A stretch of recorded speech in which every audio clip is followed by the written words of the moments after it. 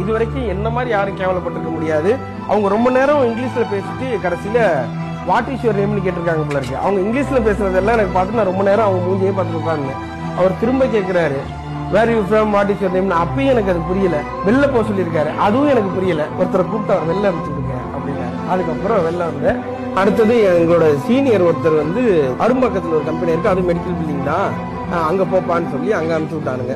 அங்க போனோன்னா ஒரு ஈஸியான ஹச்ஆர் மேடம் ஒருத்தவங்க வந்தாங்க. கையில வந்து ஒரு ஒரு பேனா ஒன்று வச்சிருந்தாங்க. இந்த பேனாவை பத்தி ஒரு 5 நிமிஷம் இல்ல ஒரு 3 நிமிஷம் இங்கிலீஷ்ல பேசு, நான் வந்து உன்னை வேலைக்கு எடுத்துக்கிறேன் அப்படின்ட்டாங்க. This is very nice pen, write in blue ink, பால்ட்ரஸ், writing very smooth, blue ink pen, cap blue ink, in case cap red இங்க்னா ரெட் இங்க்ல ரைட் இப்படின்னு சொல்லி நான் பாட்டி பேசிட்டே இருக்கேன். அந்த மேடமும் இதே மாதிரி தான், இங்க எல்லாம் சிரிக்கிற மாதிரி அதுவும் சிரிச்சுக்கிட்டே இருந்தது. அதுக்கப்புறம் நமக்கு அந்த இங்கிலீஷ் திறமையை பார்த்துட்டு யூ ஆர் அப்பாயிண்டட் அப்படின்னு சொல்லிட்டு